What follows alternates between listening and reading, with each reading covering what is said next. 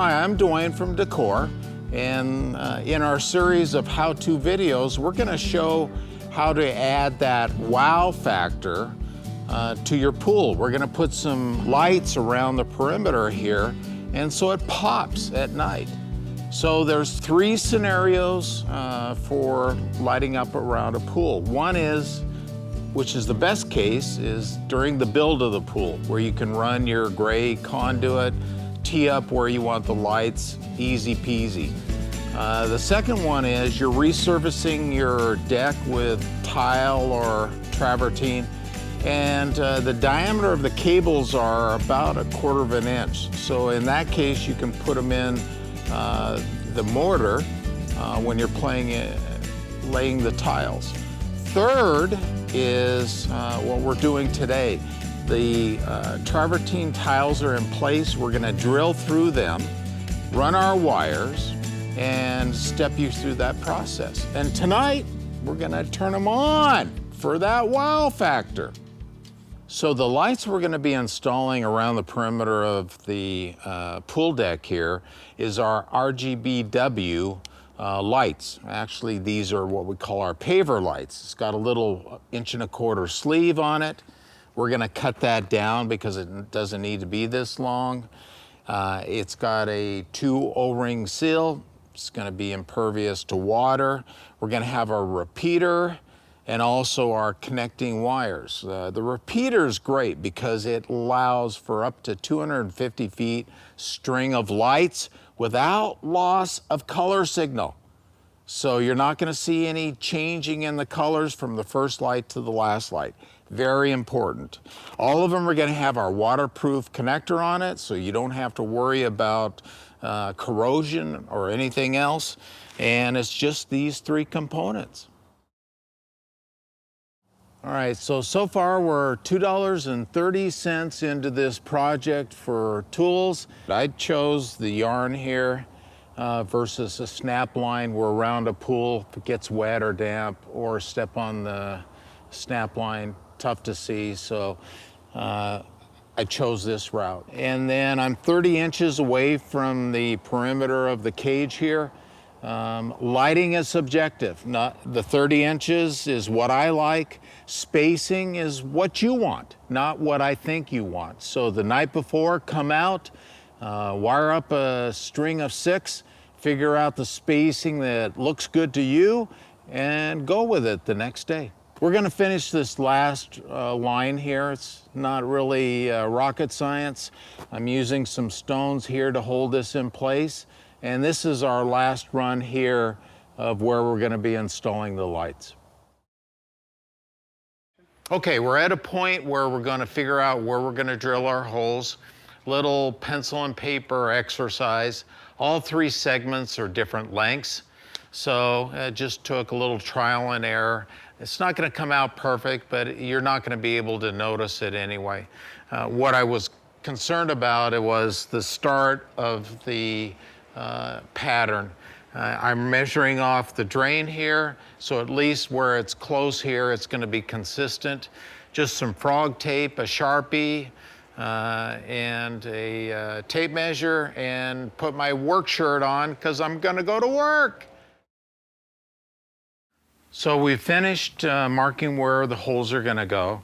I wanna caution people at this point that, again, it's up to you, the spacing, but the closer you get, it almost looks like the runway effect. Boom, boom, boom. And it may not be what you're after. So we're gonna drill the holes 1.25 inch diameter, because they're always gonna drill oversized. With 3/8 or 1/2 inch chuck, we'll do the same thing. Just keep it wet and go slow. Travertine's very soft. So we're gonna time ourselves on a hole and get back to you as far as how long it's gonna take. So we're averaging about 3 to 4 minutes per hole, but it's not about speed, it's about actually going slow. The faster you want, your bit will wallow out, and then your hole is oversized at that point.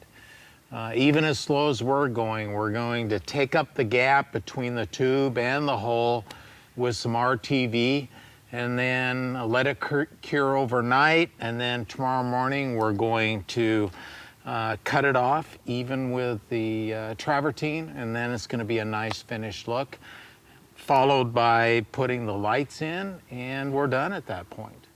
So go slow, especially if you're by yourself. I have somebody helping me. We call him dead weight. He's on the back here. So holding everything in place, and then we're keeping everything flooded with a lot of water too.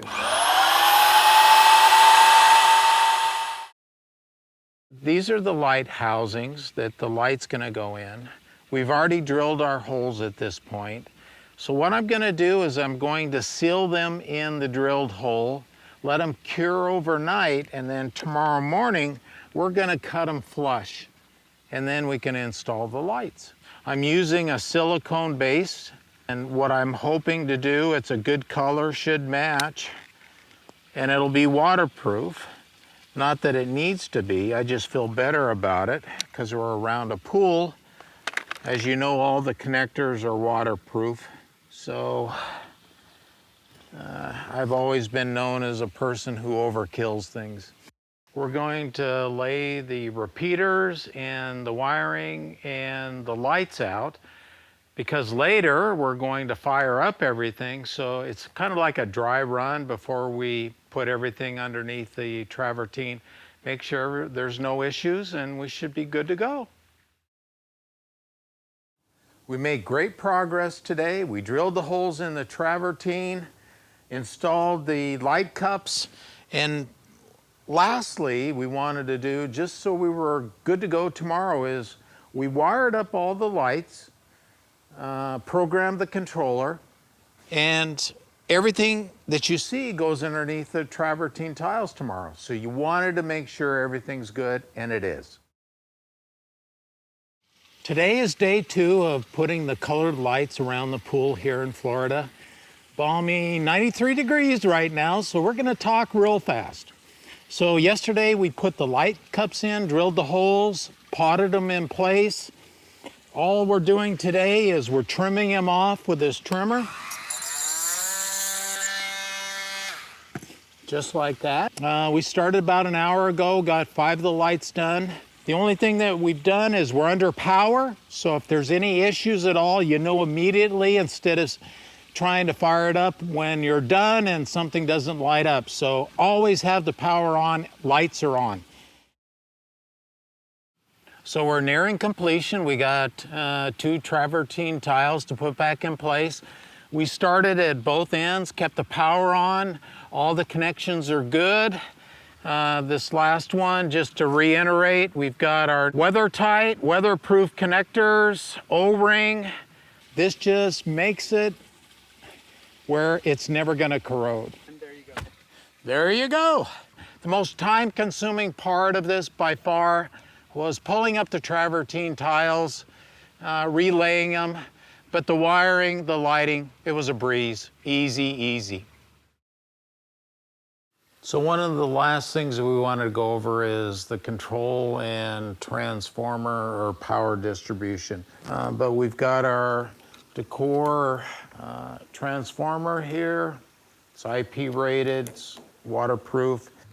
We've teamed with Bond down here, and so they're really good at apps. And so independently of the app itself on your smart device, you can turn them on and off, dim them, and change the color. Still has our good old plug-and-play system on it, watertight, O-rings, and so it's got a great range to it too, 200 feet. So I'm gonna bury it under here, at this cooktop here, and no problem being able to change parameters on it. That's what we do with Dekor lights. You know, we give you the best way to power them and to change them and time them and dim them. We've got you covered with Dekor. Here we are, finished project. All in, we were about 10 hours between drilling the holes, cutting them off, installing the wires, pulling up the travertine tiles. Once we got a couple up, it went a little bit faster, but that was by far the most challenging part of the project. The wiring and the lights were really simple, just plug and play, boom, boom, boom, just stunning, okay? I wanted something that wasn't overpowering, was subtle. I can still dim it, change colors depending upon you know, what I want to see or the wife wants to see. It complements the pool lights, the spa lights, everything we had going on. I'm able to mix and match and have some fun, and it really, really popped. Good old Dekor came through again. Easy, turnkey. If you want to know more, go to our website, dekorlighting.com, or just give us a call. We'd love to talk to you.